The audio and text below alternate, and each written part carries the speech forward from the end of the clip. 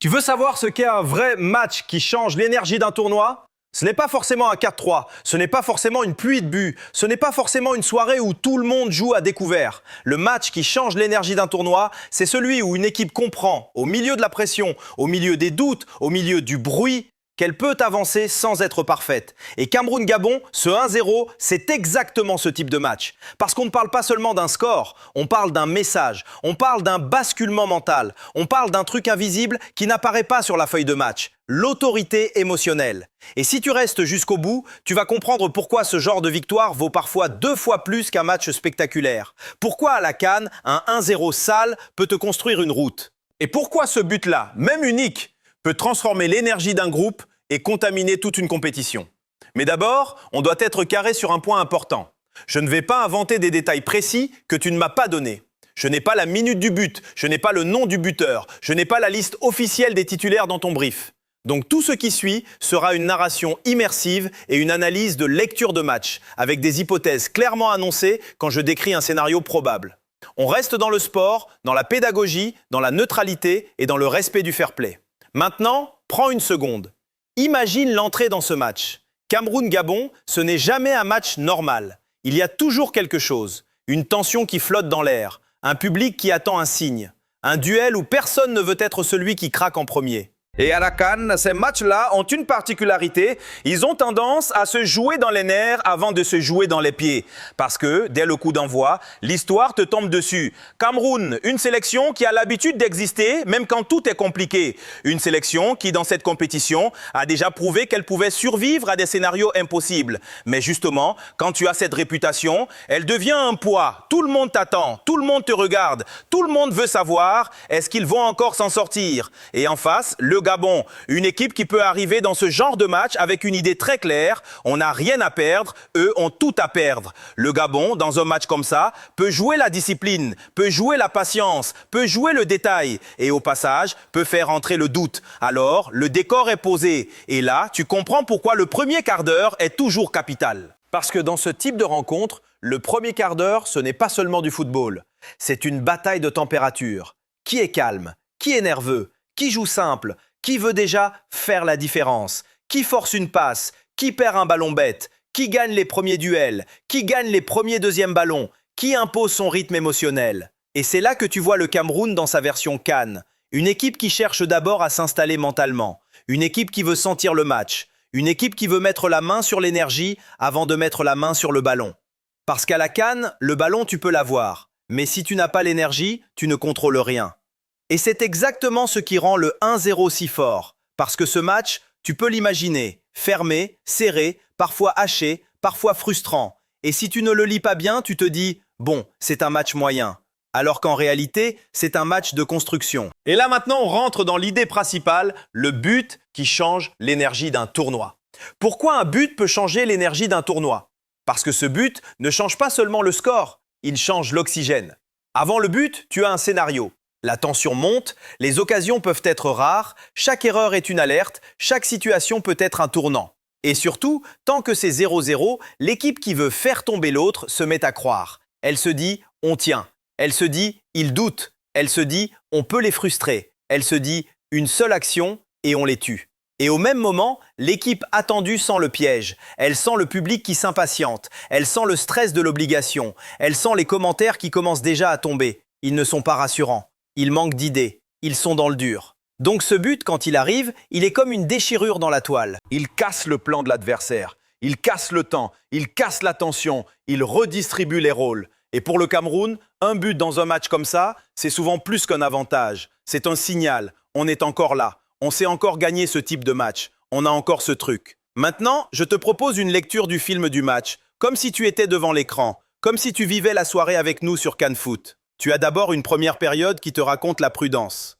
Hypothèse, parce que tu ne m'as pas donné le détail exact, une première mi-temps où le Cameroun a le ballon par séquence, mais sans forcément trouver la faille rapidement.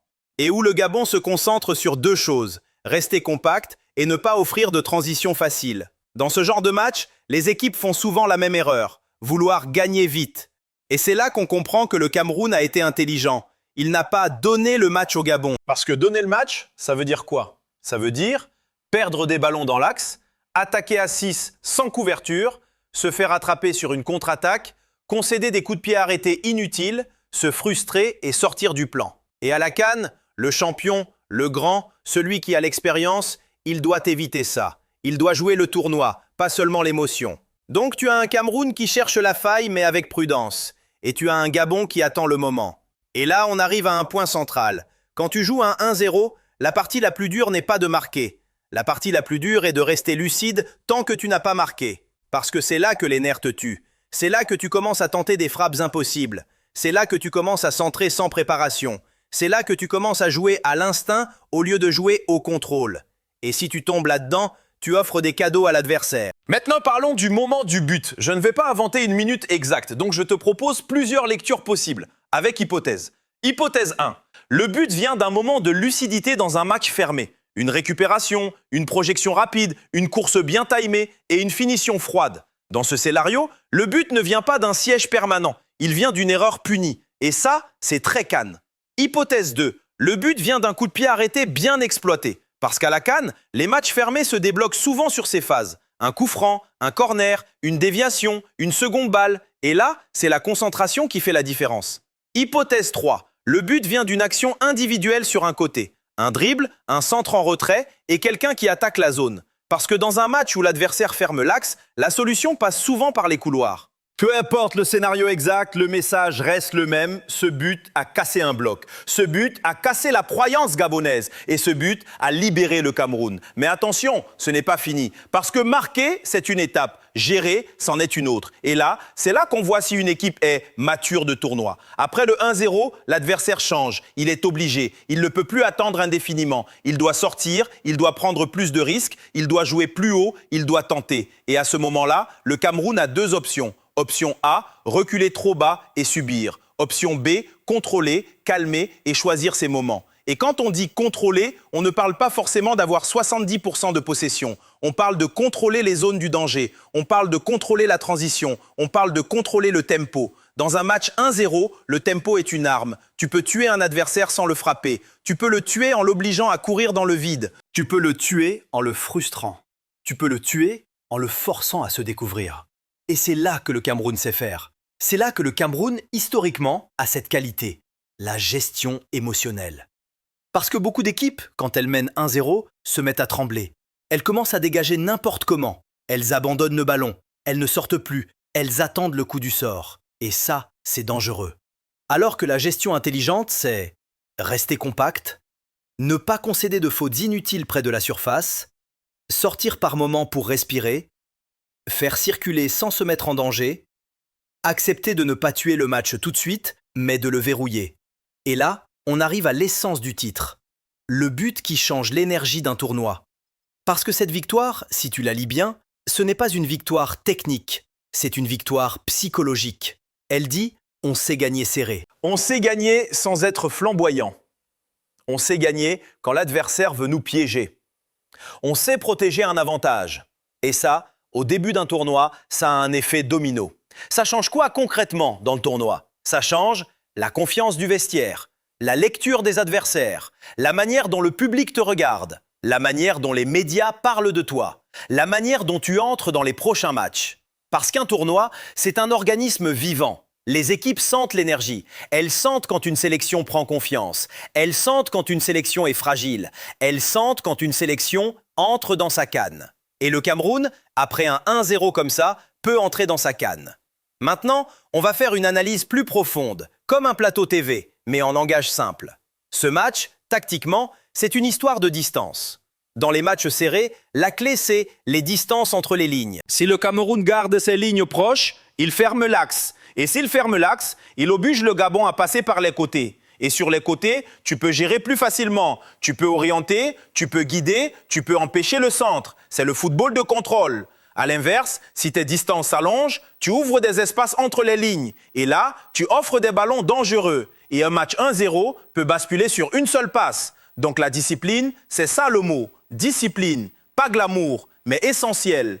Autre point, la gestion des temps forts et des temps faibles. Le Cameroun, dans un match comme ça, n'a pas besoin d'attaquer tout le temps. Il a besoin d'attaquer au bon moment. Et ça, c'est une compétence. C'est presque une science. Parce que si tu attaques tout le temps, tu t'épuises, tu te vides et tu offres une transition. Mais si tu attaques par vague, tu gardes de l'énergie, tu gardes de la lucidité, tu gardes de la solidité. Et c'est exactement ce que la CAN récompense. Maintenant, parlons des erreurs fréquentes du public et des médias sur ce match.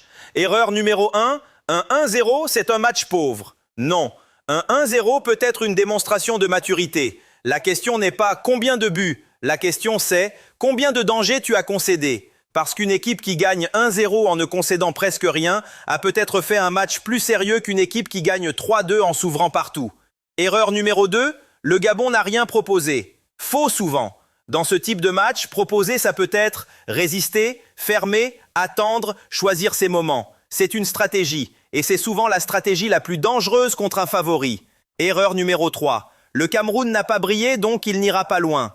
Attention, la CAN ne se gagne pas en brillant tout le temps. La CAN se gagne en survivant au match piège. Et ce type de match, c'est précisément celui qui sépare les équipes sympas des équipes sérieuses. Erreur numéro 4. Le but est arrivé, donc le Cameroun est tranquille. Non. Un 1-0, tu restes sur un fil. Tu dois rester concentré jusqu'au bout. Parce qu'un coup de pied arrêté, une erreur, une seconde d'inattention, et c'est fini. Erreur numéro 5. Ce match ne compte pas. Ce n'est qu'un match. Encore faux. Dans un tournoi, il n'y a pas de petits matchs. Il y a des matchs qui te construisent et des matchs qui te détruisent. Et ce match, pour le Cameroun, peut construire. Maintenant, passons au mode d'emploi pour suivre un match comme celui-ci comme un supporter expert.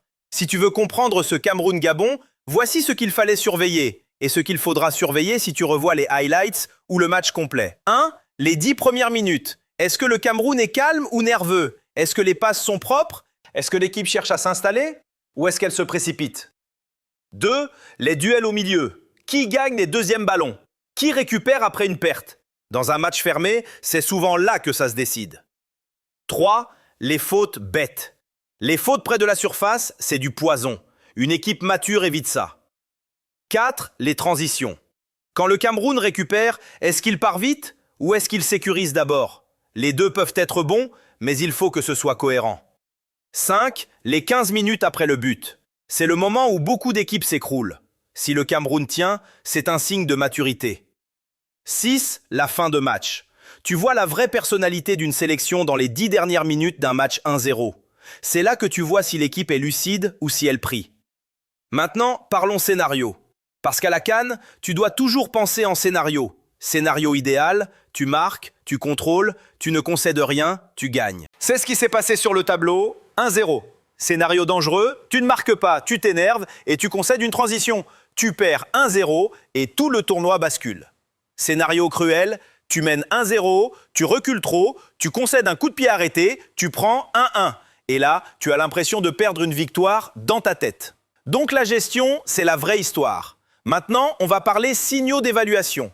Comment savoir si le Cameroun est dans un bon tournoi? Signaux positifs. L'équipe reste calme sous pression, elle gagne ses matchs serrés, elle sait fermer un score, elle évite les erreurs bêtes, elle a des leaders qui régulent. Signaux d'alerte. Nervosité, fautes inutiles, lignes étirées, perte de balles dans l'axe, équipe qui recule sans plan.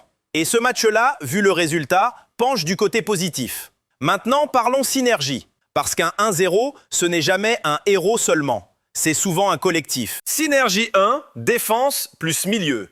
Si le milieu protège, la défense respire. Si la défense est sereine, le milieu joue mieux. C'est un cercle. Synergie 2, leader plus groupe.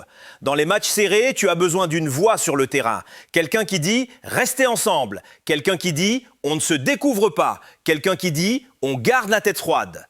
Synergie 3, patience plus opportunisme. La patience sans opportunisme, c'est stérile. L'opportunisme sans patience, c'est du chaos. Le Cameroun a combiné les deux, attendre puis frapper. Maintenant, petite FAQ Express version CAN Foot. Pourquoi ce but change l'énergie du tournoi? Parce qu'il transforme l'état mental de l'équipe. Il installe la confiance et enlève un poids. Est-ce que ce 1-0 veut dire que le Cameroun est favori? Pas de certitude absolue, mais ça veut dire qu'il a des arguments sérieux, gestion, solidité, expérience. Le Gabon a-t-il démérité? Non. Dans ce type de match, le Gabon peut avoir joué son plan, mais le Cameroun a mieux géré le moment clé. Qu'est-ce que le Cameroun doit améliorer? Sans éventer, on peut dire en général être plus tranchant plus tôt pour éviter de vivre sur un fil et continuer à sécuriser ses transitions. Pourquoi les matchs serrés comptent autant à la CAN? Parce que les tournois se gagnent souvent sur des détails. Les grandes équipes savent gagner, même quand elles ne brillent pas. Maintenant, un plan d'action supporter expert sur 7 jours si tu veux être prêt pour la suite du tournoi. Jour 1, revois l'entame et note l'énergie, calme ou tension. Jour 2, observe les duels au milieu. Qui impose le tempo? Jour 3, analyse les pertes de balles. Où l'équipe se met en danger? Jour 4, regarde le but et demande-toi, il vient de la panique ou de la lucidité? Jour 5, revois les 15 minutes après le but, gestion ou panique? Jour 6, observe la fin de match, maturité ou souffrance. Jour 7, compare ce match au match suivant. Est-ce que l'équipe progresse? Et maintenant, l'avertissement, parce que c'est essentiel. Pas de haine, pas d'insultes, pas de moquerie, respect des adversaires, respect du fair play et surtout, pas de certitude absolue. Le football reste imprévisible. Un carton, un penalty, une erreur et tout peut basculer. Donc on analyse, on débat, mais on respecte. Et là, on conclut comme un commentateur qui veut garder la rétention jusqu'à la dernière seconde. Parce que ce match Cameroun-Gabon, il a peut-être l'air simple sur la feuille, 1-0. Mais en réalité, il pose une question énorme pour la suite du tournoi. Est-ce que le Cameroun vient de trouver son mode tournoi? Celui où il n'a pas besoin d'être beau? Celui où il n'a pas besoin de briller? Celui où il a juste besoin d'être vivant, solide et efficace sur les moments? Parce que c'est ça, la CAN. Tu ne gagnes pas toujours en dominant. Tu gagnes en survivant. Tu gagnes en gérant. Tu gagnes en frappant au bon moment. Et ce but-là, ce 1-0, il peut faire plus que donner 3 points. Il peut donner un truc précieux, la conviction. La conviction que tu peux aller loin. La conviction que tu peux gagner serré. La conviction que même dans un match fermé, tu as une solution. Et quand une équipe récupère cette conviction, elle devient dangereuse. Alors je te pose la question. Ce match, tu l'as vu comme une victoire petite ou comme un match fondateur?